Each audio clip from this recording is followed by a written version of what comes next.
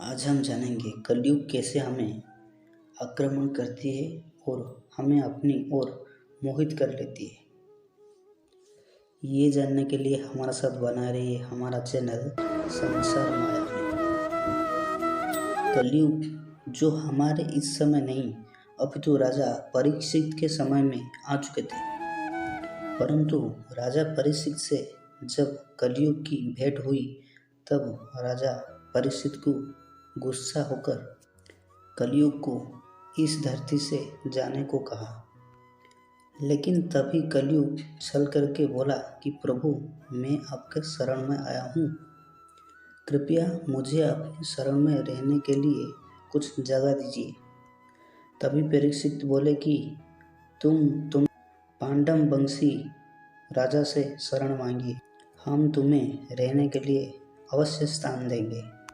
जहाँ जुआ खेला जाता है, जहाँ मद्यपान किया जाता है, जहाँ परस्त्री संग होती और जहाँ हिंसा होती है, सो तुम वही रहो।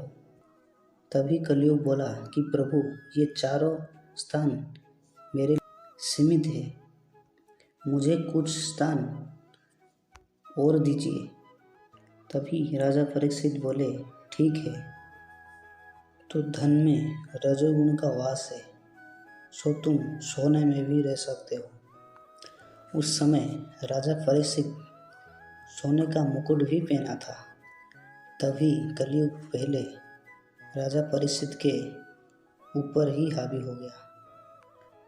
कुछ देर जाने के बाद राजा परीक्षित को प्यास लगी। तभी देखे कि पास में एक आश्रम दिखा। आश्रम में मिले एक ऋषि जो पूर्ण रूप से ध्यान में मग्न थे।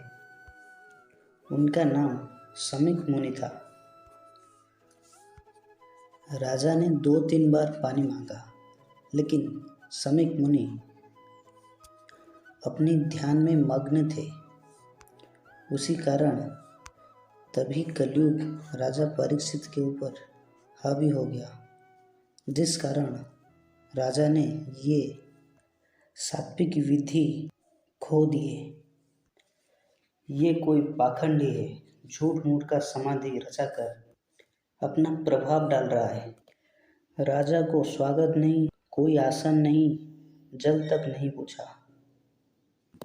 इस समय इस दुष्ट का वध कर देना चाहिए, अवश्य ये दंड का अधिकारी है। बोलकर अस्त्र निकाल रहे थे मारने के लिए, लेकिन राजा के कुटिल संस्कार के कारण अपने आप को रोक लिया। लेकिन दूसरी बार कलयुग फिर से हावी हो गया।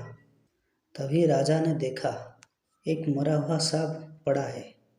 वो सांप लाके राजा परीक्षित ने ऋषि सनीक के गला में सांप को डाल दिया और वहाँ से चला गए।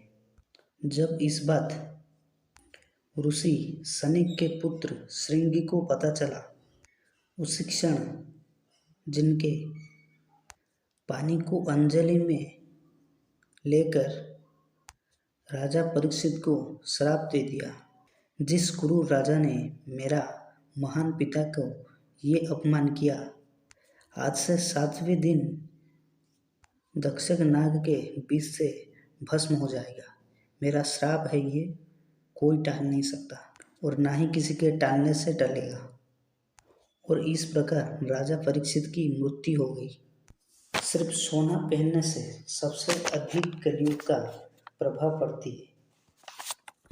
वैसे आप लोग ये सब तो कभी ना कभी देखा होगा कि जहाँ पर भी किसी भी मामले में झगड़े हो, इन 5 चीज़ का मिलावट अवश्य रहती है। जैसे कि मदिरापान किया होगा या फिर किसी परस्त्री संग मिला होगा। ऐसे ऐसे कारण से हर जगह कलयुग का प्रभाव बढ़ती रहती है। ऐसे जगह से आप यदि दूर रहे तो कलयुग के प्रभाव तुम्हें कभी नहीं प्रकोप करेगा। इसमें आपके विचार क्या है, कमेंट बॉक्स में ज़रूर बताएं। तब तक के लिए धन्यवाद और हमारा चैनल संसार माया को अवश्य सब्सक्राइब कीजिए।